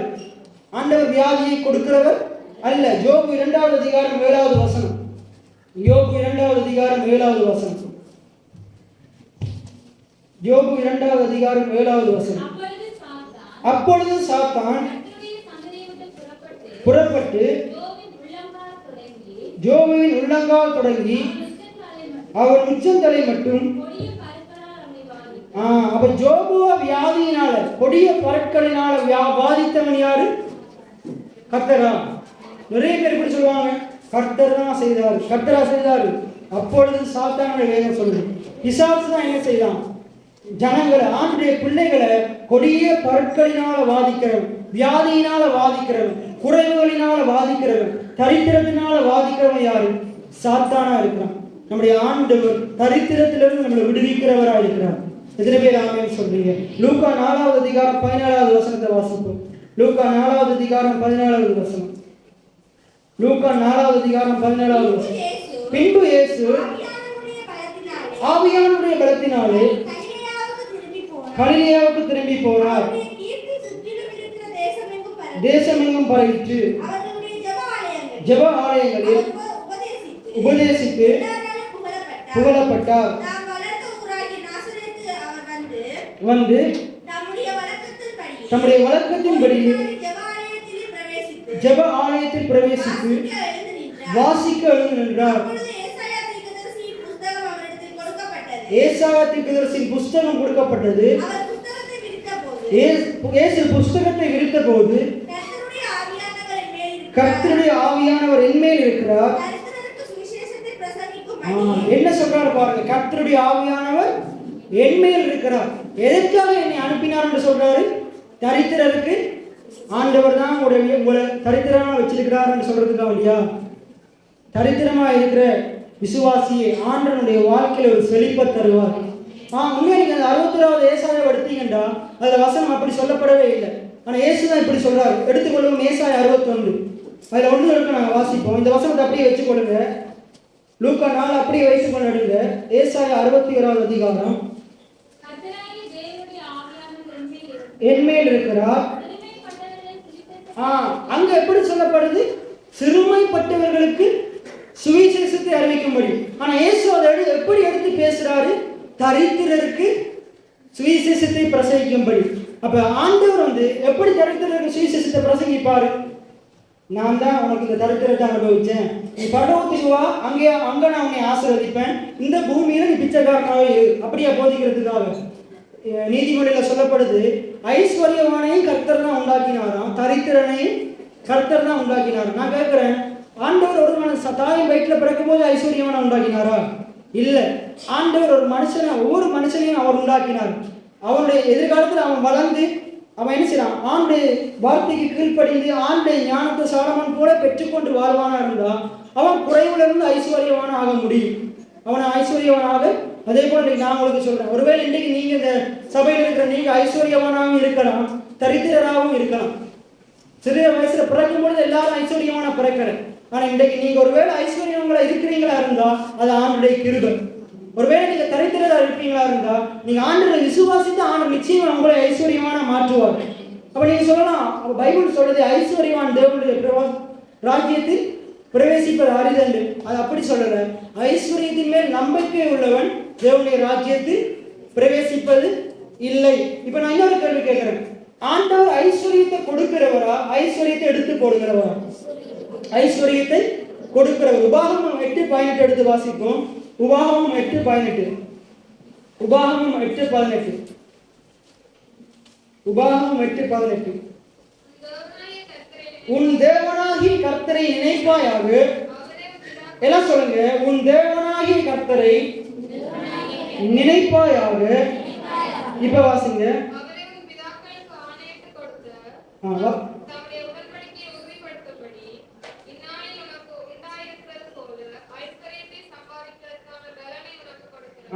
ஐஸ்வர்யத்தை சம்பாதிக்கிறதுக்கான பலனை கொடுக்கிறவர். அப்ப பிசாசு யாரு? ஐஸ்வர்யத்தை சம்பாதிக்கிறதான பலனை நம்ம இருந்து எடுத்து போடுகிறவங்க யாரு? பிசாசு. ஆண்டவர் எப்படிப்பட்டவர்? நமக்கு ஐஸ்வர்யத்தை சம்பாதிக்கிற பலனை கொடுக்கிறவர். அது மேல சொல்லுது, உன் தேவனாகிய கர்த்தரை நினைப்பாயாக. எல்லாம் சொல்லுங்க, உன் தேவனாகிய கர்த்தரை நினைப்பாயாக. உன் கர்த்தர் எப்படி? உன் தேவனாகிய கர்த்தர் எப்படிப்பட்டவரா? சரித்திரத்தை கொடுக்கிறவர். அப்படியா? அவர் ஐஸ்வர்யத்தை சம்பாதிக்கிற பலனை கொடுக்கிறவர். அப்போ ஒவ்வொரு நாளும் நம்முடைய ஆண்டவரை குறித்து நம்ம எப்படி நினைக்கணும்?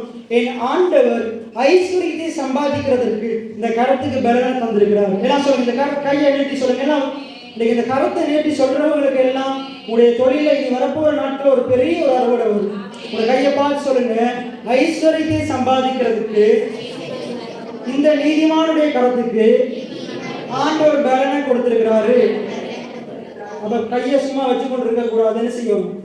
போயிட்டு உங்களை கையினால பிரயாசப்படும் பொழுது ஆண்டவர் இந்த கையை கொண்டு பெரிய காரியங்களை செய்வார். அதே போல இந்த கையை நீங்க நிறுத்தி வியாதியஸ்தர் மேல கையை வைக்கும் பொழுது அங்க சுகமில்லாத இடங்களிலேயே சுகம் உண்டாகும். எத்தனை பேர் ஆமென் சொல்றீங்க? உங்களுக்கு வியாதி வந்தாலும் கையை உங்களுக்கு கரையில வச்சு ஜெபம் பண்ணுங்க. நான் கர்த்தரால் அபிஷேகம் பண்ணப்பட்டேன். ஆண்டவர் இந்த கரத்தை இன்னைக்கு இப்படி ஆசீர்வதிச்சதுக்கு காரணமே ஆசீர்வதிக்கிறதுக்கு தான். எத்தனை பேர் ஆமென் சொல்றீங்க? அப்ப இதுதான் உண்மையான வெளிப்பாடு. வேற தெளிவா சொல்றது, தேவனாகிய கர்த்தரை நினைப்பாயாக. எப்படி நீ நினைக்கிற? நிறைய விசுவாசிகள் ஆண்டவரை குறித்து நினைத்திருக்கிற நினைவுகள் பொல்லாதவைகளா இருக்குது. ஆண்டவர் தான் வியாதியை தருகிறவர், ஆண்டவர் தான் தரித்திரத்தை தருகிறவர், ஆண்டவர் தான் கஷ்டத்தை தருகிறவர், ஆண்டவர் தான் துன்பத்தை தருகிறவர். இல்ல, அது ஒரு தவறான வெளிப்பாடு. உன் தேவனாகிய கர்த்தரை நினைப்பாயாக. எப்பயுமே நீங்க சொல்ல வேண்டிய காரியம். யாராவது இதற்கு மாறா தவறான காரியங்களை போதிப்பாங்களா இருந்தா இந்த வசனத்தை எடுத்து காட்டணும். உன் தேவனாகிய கர்த்தரை நினைப்பாயாக. அவரை நாட்களில் உனக்கு உண்டாயிருக்கிறது போல ஐஸ்வர்யத்தை சம்பாதிக்கிறதுக்கு பலனை தருகிறவரா இருக்கிறார். ஆனா நிறைய ஜனங்கள் ஏன் தெரியுமா விழுந்து போயிடுறாங்க? ஆண்டவர் திரளா ஐஸ்வர்யத்தை தரும் பொழுது அவங்களுடைய கண்கள் ஐஸ்வர்யத்தின் மேல போயிடுது. பண ஆசை, பொருளாசை வந்துடுது. அதனாலதான் நிறைய பேர் விழுந்து போயிடுறாங்க. 62வது சங்கீதத்துல நீங்க பாத்தீங்கன்னா விளங்கும். 62வது சங்கீதத்துல ஆண்டவர் சொல்றாரு, நான் உன்னை ஐஸ்வர்யத்துல விருத்தியாக்கும் பொழுது நீ என்ன செய்? உன்னுடைய பொருட்கள் மேலேயோ ஐஸ்வர்யத்தின் மேலேயோ உன்னுடைய கண்களை வைக்காது. 62வது சங்கீதத்துல கடைசி பகுதிகள் இருக்கு பாருங்க. 62வது சங்கீதத்துல கடைசி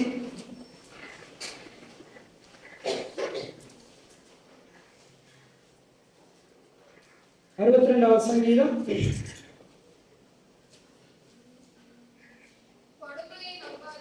கொடுமையை நம்பாதிருங்கள், கொள்ளையினால் பெருமை பாராட்டுகிறீர்கள்.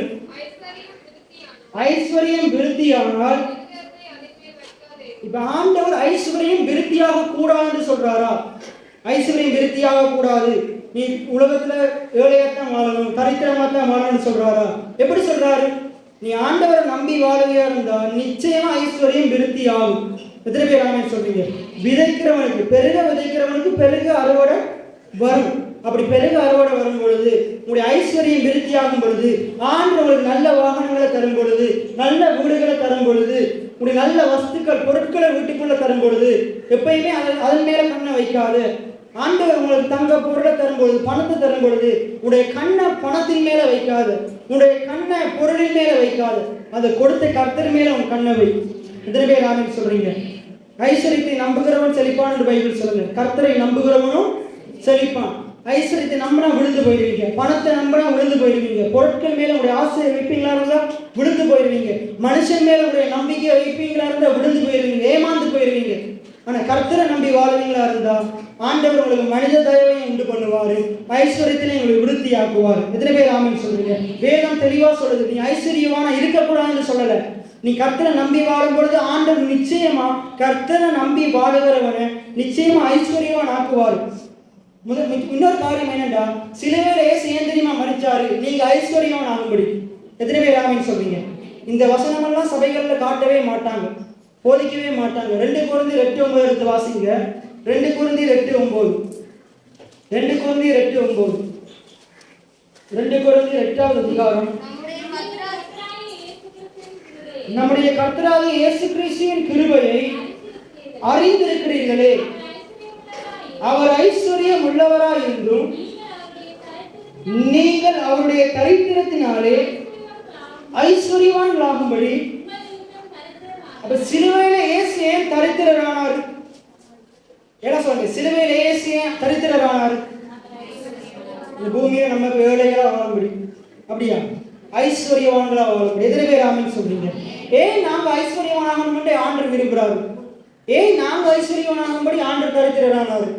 ஐஸ்வர்யவான்களா இருந்தாதான் நிறைய ஜனங்களுக்கு உதவி செய்ய முடியும், சுவிசேஷத்துக்கு உதவி செய்ய முடியும். இன்னைக்கு ஸ்டேடியத்தில் அவ்வளோ பெரிய சுவிசேஷம் கூட வச்சாங்க. பணம் இருந்திருக்கலாட்டி வைத்திருக்க முடியுமா? பணம் இருந்ததாக தான் அவ்வளோ லட்சக்கணக்கு, கிட்டத்தட்ட 5 கோடி அதுக்கு செலவாம். 5 கோடி அந்த அங்கே போட்ட லைட்டு, சவுண்டு, அந்த மேடைக்கெல்லாம் சேர்த்து 5 கோடி செலவாம். 5 கோடி எப்படி வந்துச்சு? வானத்துலேருந்து அப்படியே ஓட்டு பிச்சுட்டு விழுந்துச்சா? ஆண்டு அந்த சபை விசுவாசிகளை ஆசீர்வதிச்சார். எத்தனை பேர் ஆமென் சொல்றீங்க? அதே போலதான் தேவன் உங்களை எதுக்கு ஆசீர்வதிக்கிறாரே, அவங்கள ஐஸ்வர்யம் ஆக்குறாரு. நீங்க அநேக ஏழை எளிய ஜனங்களுக்கு நீங்க கொடுக்குறவங்களா இருக்கும், சபை ஊழியர்களுக்கு நீங்க கொடுக்குறவங்களா இருக்கும். ஒவ்வொரு முறையும் நம்ம 20 வருஷமா நம்ம ஜெபிச்சு கொண்டிருக்க கூடாது, ஆண்டவரை யாராவது மூலமா ஆசீர்வதிங்கன்னு ஜெபிச்சு கொண்டிருக்க கூடாது. எப்பயுமே அதுக்கு எனக்கு பிடிக்கிறதே இல்லை. என்னுடைய விருப்பம் என்னன்னா, நம்முடைய சபை ஜனங்கள் அநேகருக்கு உதவி செய்கிறவங்களா இருக்கும். இன்னைக்கு அந்த சபையார் இங்கே வந்து உதவி செய்யறது போல நம்ம இங்கே இருந்து போயிட்டு கோடிக்கணக்காக கொடுக்குறவங்களா இருக்கும். இன்னைக்கு நீங்க விசுவாசிப்பீங்களா? அதி சீக்கிரத்தில் தேவன் அப்படிப்பட்டவர்கள் நம்ம ஒவ்வொருவரையும் மாற்றுவார். இத்தனை பேர் ஆமென் சொல்றீங்க? அப்படியே 1 தீமோத்தேயு 6வது அதிகாரம் 10வது வசனம். 1 தீமோத்தேயு 6வது அதிகாரம் 10வது வசனம். பண ஆசை எல்லா தீமைக்கும் வேறா இருக்கிறது. சிலர் அதை இச்சித்து விசுவாசத்தை விட்டு வழுவி அநேக வேதனைகளினாலே தங்களை உருவ குத்திக் கொள்கிறார். அதுக்கு மேலுள்ள வசனத்தை வாசிங்க. ஐஸ்வர்யவான்களாக விரும்புகிறவர்கள் சோதனைகளிலும் கண்ணியிலும் மனுஷ கேட்டிலும் அழிவிலும் அமர்த்துகிற மதிகளும்.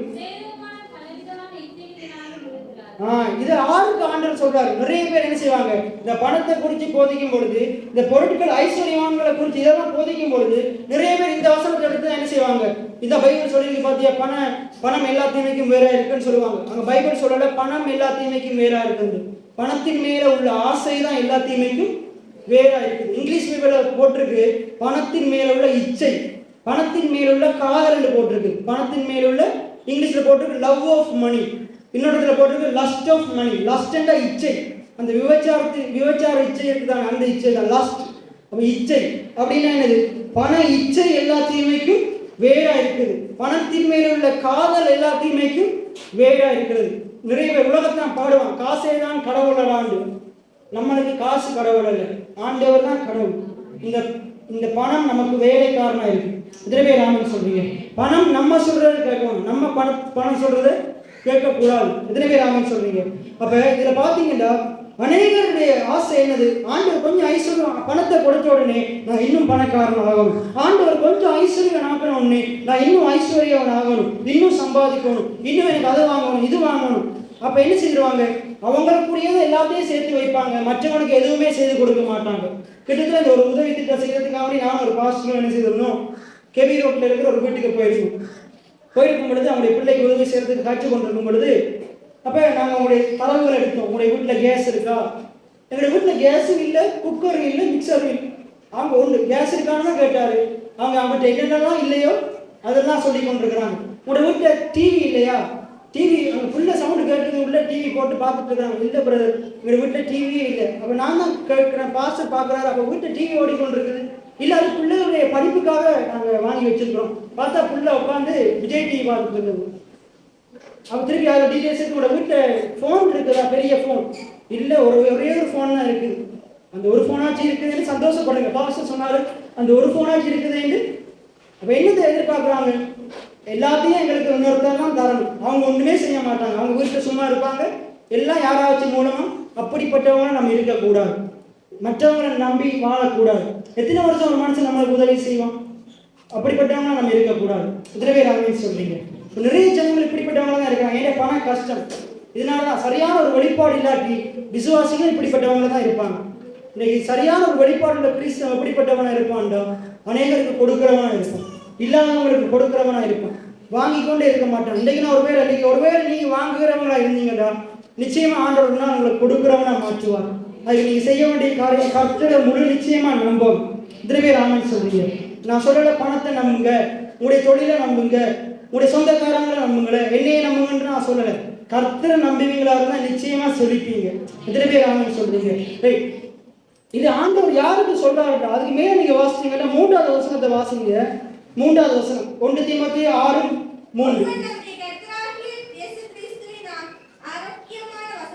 இது ஏற்கனவே சர்ச்சில் பேசியிருக்கிறேன்.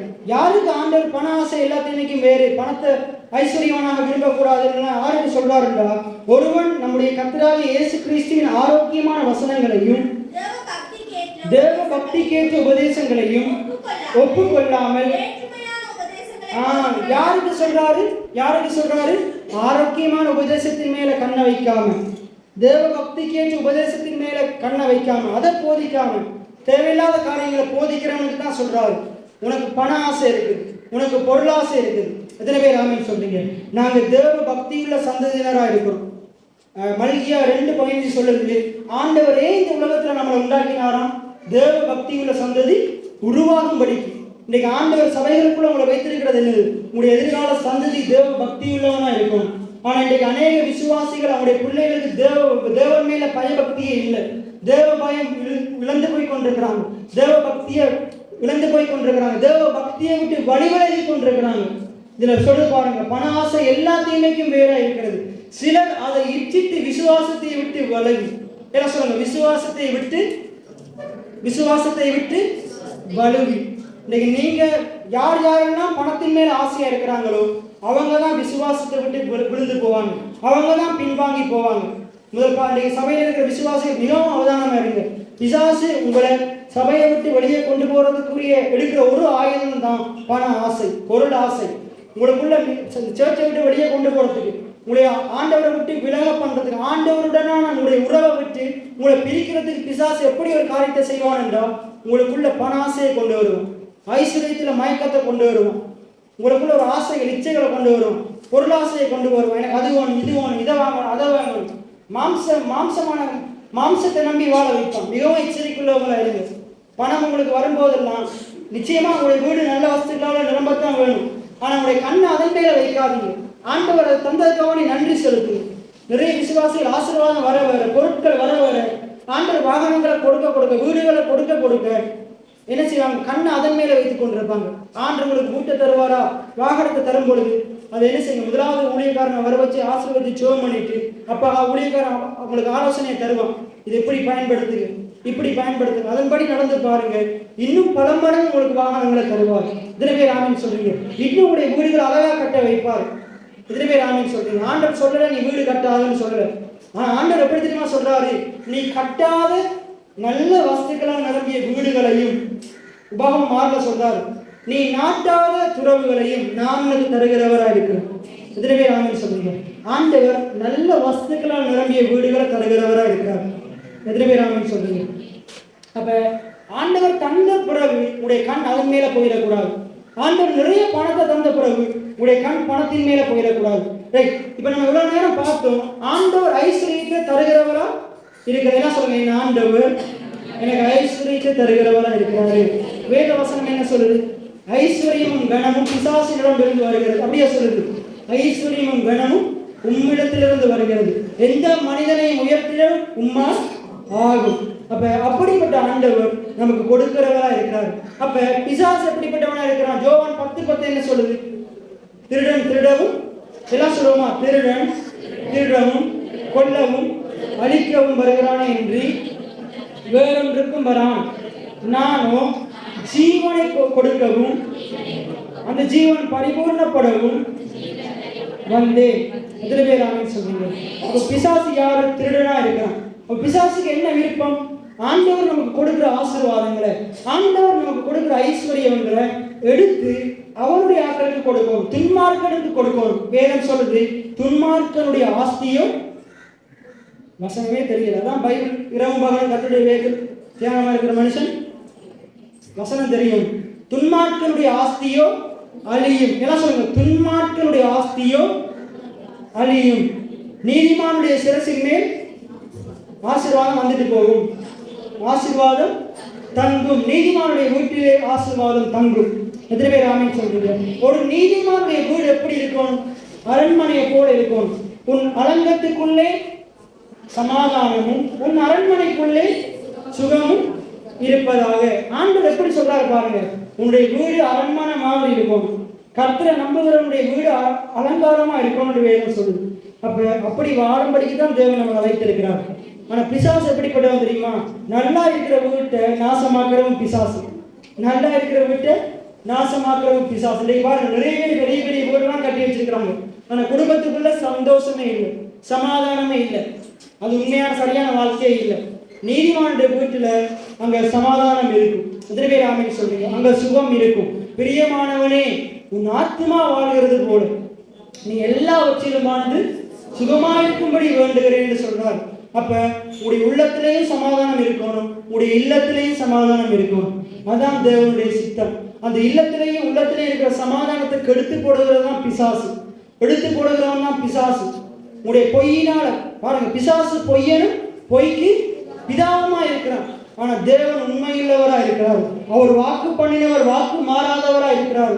அவர் சொல்லியும் செய்யாதிருக்கிறவர் அல்ல, அவர் வசனத்தை நிறைவேற்றாதிருக்கிறவர் அல்ல. அவர் ஒரு வாயத்திலிருந்து ஒரு வார்த்தையை சொல்லிட்டாரா இருந்தா நிச்சயம் அவர் செய்து முடிப்பார். எத்தனை ஆமீன் சொல்றீங்க? இன்றைக்கு ஆண்டவர் ஒருவேளை இன்றைக்கு நீங்க ஆண்டவர் உங்களுக்கு தந்திருக்கிற வாக்கு தத்தங்கள் இந்த நாள் வரைக்கும், இந்த நிமிடம் வரைக்கும் நடக்காம இருக்கலாம். இன்றைக்கு ஆண்டவர் பேசுகிறாரு.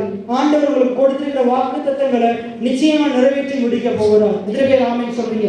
வாக்கு தத்தங்கள் எல்லாம் கிறிஸ்து இயேசுவுக்குள் ஆமென் என்றும் ஆமென் என்றும் இருக்கிறது. இன்றைக்கு ஆண்டவர் விசுவாசம் உள்ள வார்த்தையை ஏன் பேசுறாரு? ஒருவனை உற்சாகப்படுத்துறதுக்காக வேண்டிய அல்ல, சோர்ந்து போயிருக்கிற ஒரு ஆவியை தட்டி எழுப்புறாரு. முதலாவது ஆவியில விசுவாசம் வரமா இருந்தா உடைய வாழ்க்கையில அந்த விசுவாசத்திற்குரிய பலன் நிச்சயமா வெளிப்படும். அதனால என்ன சொல்றோம்? ஆத்மா வாழ்கிறது போல முதலாவது உடைய ஆத்மாவில நீங்க வாழணும். ஆத்மாவோட விசுவாசம் வந்தாதான் வாழ்க்கையில விசுவாசம் வெளிப்படும். நிறைய பேர் விசுவாசிகளுடைய ஆத்மாவோட என்ன இல்லை. அதான் முதல் சொன்னது போல கடைசி காலத்துல 70-60 வயசு வந்தா வியாதி வந்துதானே ஆகும். அப்படி சொல்லக்கூடாது. உடைய ஆத்மாவோட அப்படிப்பட்ட வார்த்தையை நீங்க பேசுறீங்களா இருந்தா உங்களுக்குள்ள இருக்கிற அந்த சத்தியம் பொய்யான சத்தியம், அது பிசாசு உண்டு பண்ணின சத்தியம். என்ற வேதம் சொல்லுது, கர்த்தருடைய பிள்ளைகள் முதிர் வயதிலையும் கனிதந்து புஷ்டியும் பசுமையுமா இருப்பார்கள். இத்தனை பேர் அந்த வசனத்தை எடுத்து வாங்க வாசிங்க. ஏதோ நான் பேசுறேன்னு நினைக்க கூடாது. வசனம் சொல்லுது. நான் நினைக்கிறேன் 92வது கர்த்தர் உத்தமன் என்றும் எல்லாம் சொல்லுங்க, கண்மலையாகி அவரிடத்தில் அநீதி இல்லை என்றும் வாசிங்க. அவர்கள் முதிர் வயதிலும் கனி தந்து எல்லாம் சொல்லுங்க. அவர்கள் முதிர் வயதிலும் கனி தந்து பசுமையும் புஷ்டியுமா இருப்பார்கள். எல்லாம் சேர்ந்து சொல்லுவோமா? அவர்கள் முதிர் வயதிலும் கனி தந்து புஷ்டியும் பசுமையுமா இருப்பார்கள். இப்ப உங்களை பார்த்து சொல்லுங்க, நான் முதிர் வயதிலும் கனி தந்து பசுமையும் புஷ்டியுமா இருப்பேன் அப்படின்னு எப்படி சொல்லுது? நல்லா கொடுத்திருப்பீங்கன்னு சொல்லுது. சாப்பாட்டினால் அல்ல, ஆண்டவர்களுக்குள்ள உண்டு பண்ணுகிற அந்த வல்லமையினால், ஆண்டுடைய ஆசீர்வாதத்தினால். இதுவே ஆமென் சொல்றீங்க. இதுதான் கர்த்தருடைய ஆலயத்தில் நாட்டப்பட்டவன் இப்படித்தான் வாழுவான்.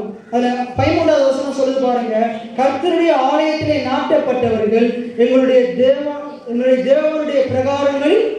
அப்ப கர்த்தருடைய ஆலயத்தில் நாட்டப்பட்டவன் எப்படி வாழுவோம்? பிச்சைக்காரனா வாழுவோம். அப்படியே சொல்லப்பட்டிருக்கு. செழிப்பா வாழுவோம். எல்லாம் சொல்லுங்க, செழிப்பா வாழுவோம்.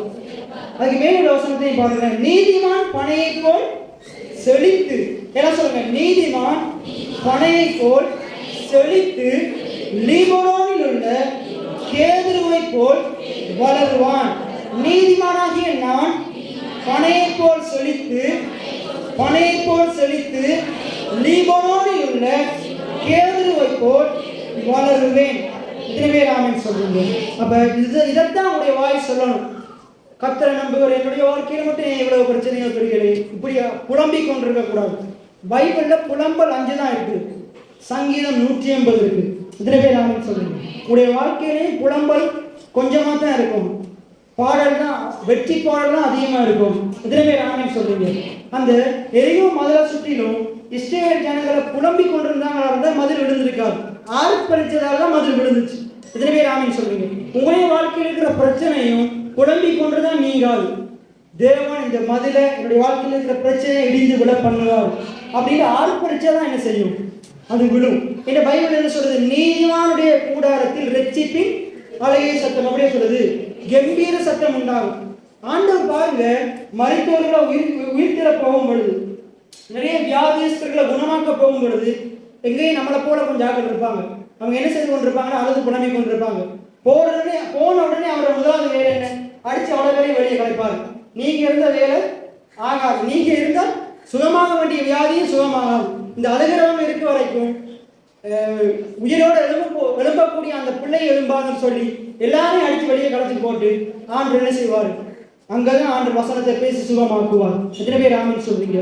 அவிசுவாசம் இருக்கிற இடத்துல இன்னைக்கு ஒருவேளை உங்களுக்குள்ள அவிசுவாசம் இருக்குமா இருந்தா இந்த வார்த்தை உங்களுக்கு பிரயோஜனமா இருக்காது. இன்னைக்கு இவ்வளவு நேரம் கேட்ட பிரசங்கம் உங்களுக்கு பிரயோஜனமா இருக்காது. ஆனா யாரெல்லாம் இந்த விசுவாசிக்கிறீங்களோ உங்களுக்கு இன்றைக்கு இந்த வார்த்தையை கேட்டு உங்களுக்கு அப்படியே ஆகும். இதவே ஆமென் சொல்றீங்க. இந்த வேதம் என்ன சொல்றது? எபிரேயர் 12:6 சொல்லுது, விசுவாசம் இல்லாமல் தேவனுக்கு பிரியமா இருப்பது கூடாத காரியம். விசுவாசிக்கிறவன் எப்படி விசுவாசிக்கணுமா? தேவன் உண்டு என்றும் தம்மை நோக்கி கூப்பிடுகிறவர்களுக்கு பலன் அளிக்கிறவர் என்றும் விசுவாசிக்க வேண்டும். எத்தனை பேர் ஆமென் சொல்றீங்க? அப்ப தேவன் உங்களுக்கு ஐஸ்வர்யத்தை கொடுக்கிறவரா இருக்கிறார். பிசாசு உங்களுக்கு இருக்கிற ஐஸ்வர்யத்தை எடுத்து போடுகிறவனா இருக்கிறான். வடிவாக நீங்க ஏன் பிசாசு ஐஸ்வர்யத்தை எடுக்கிறான் என்றால், அவன் அதை எடுத்து துன்மார்க்கருக்கு கொடுக்கிறான். துன்மார்க்கருக்கு கொடுத்து என்ன சொல்றான்? நீ என்ன செய்ய, இந்த ஐஸ்வர்யத்தை வச்சுக்கொண்டு இப்படிப்பட்ட லைட்டெல்லாம் வாங்கி என்ன செய்ய, டிஸ்கோவுக்கு போட்டு என்ன செய்ய, விபச்சார விடுதிக்கு போட்டு இப்படிப்பட்ட லைட்டுகளை வாங்கி என்ன செய்ய, சினிமா தியேட்டருக்கு போட்டு இந்த ஆண்டவர் படைத்த இந்த நல்ல நல்ல வெளிச்சங்களை என்ன செய்ய, தவறான காரியங்களுக்கு பயன்படுத்து. அப்படி யாரு சொல்லுவா? பிசாசு சொல்லுவான். அதே ஆண்டவர் சொல்றாரு, இன்னைக்கு சினிமாக்காரத்தை ஆண்டுடைய ஆசீர்வாதங்களை எடுத்து பயன்படுத்தி கொண்டிருக்கிறான், நீ அதை தேவனுடைய ராஜ்யத்துல பயன்படுத்து. எத்தனை பேர் ஆமென் சொல்றீங்க? இன்னைக்கு நிறைய சபைகள் எப்படி பிரசங்கிக்கிறாங்க?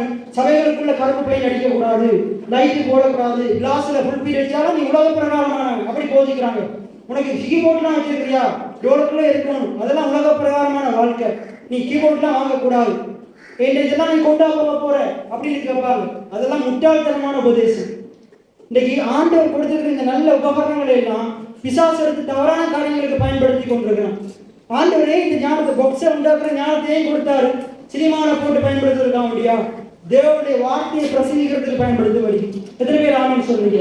இப்படிப்பட்ட லைட்டுகளை எல்லாம் ஆண்டவர் தான் உண்டாக்கினார். வெளிச்சத்தை உண்டாக்கினது யாரு? வெளிச்சத்தை உண்டாக்குறது யாருடைய சிந்தனை? பிசாசு இருளின் ராஜ்யத்தை சேர்ந்தவன். ஒரு வெளிச்சம் உண்டாகிறது பிசாசுடைய விருப்பமே இல்லை, நம்முடைய ஆண்டவருடைய விருப்பம் தான். எனக்கு வெளிச்சம் உண்டாகிறது ஆண்டுடைய சித்தமா இருக்கு. ஆண்டவர் தான் வானவில்லே உண்டு பண்ணார். வானவில் எத்தனை கலர் இருக்குது? 7 கலர் இருக்குது. பல வர்ணமான நிறங்களை உண்டு பண்ணினது யாரு?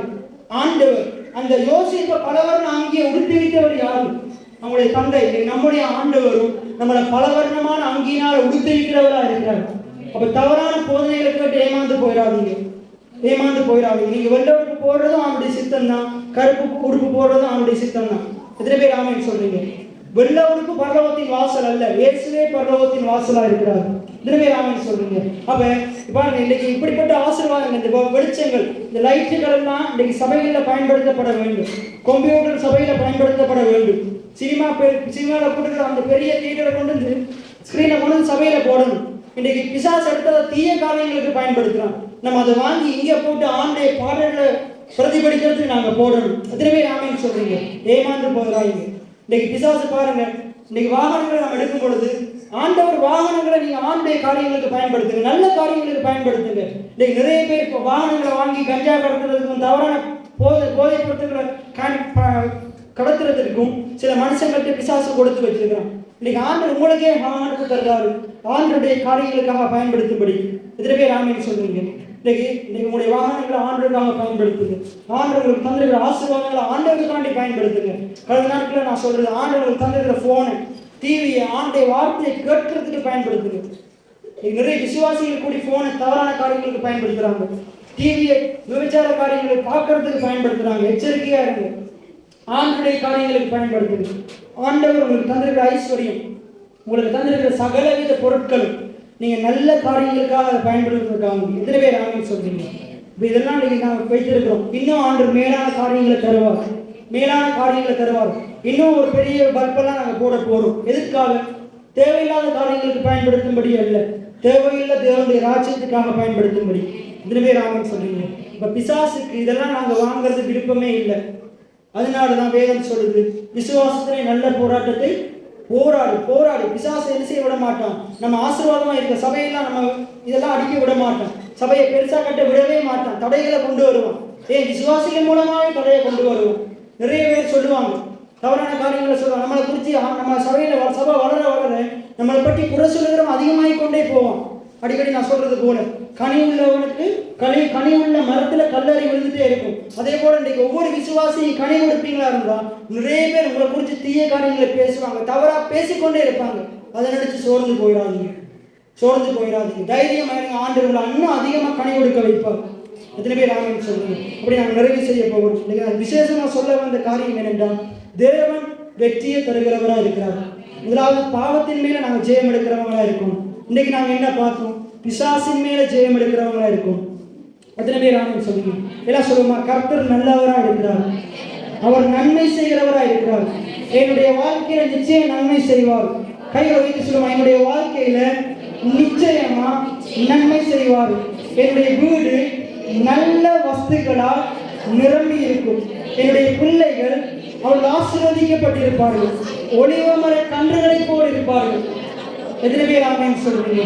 அப்ப நான் பனையை போல செழிப்பேன், நான் லீபனோனில் கேதுருவை போல் வளருவேன், நான் முதிர் வயதிலும் பசுமையும் புஷ்டியுமா இருப்பேன். அப்ப இதுதான் தேவனுடைய விருப்பம், இதுதான் தேவனுடைய சித்தம். பிசாசுடைய சித்தம் என்ன தெரியுமா? உங்களை குழியில தள்ளணும், உயரத்தில் இருக்கிறவங்களை குழியில தள்ளணும், விசுவாசத்தை விட்டு வழி விலகி போகணும். அப்ப கடைசியா நான் உங்களுக்கு ஒரு காரியத்தை சொல்றேன். நீங்களும் யூதாசை போல பாவம் செஞ்சுட்டேன்னு சொல்லி ஆண்டரை விட்டு விலகி போகாதீங்க.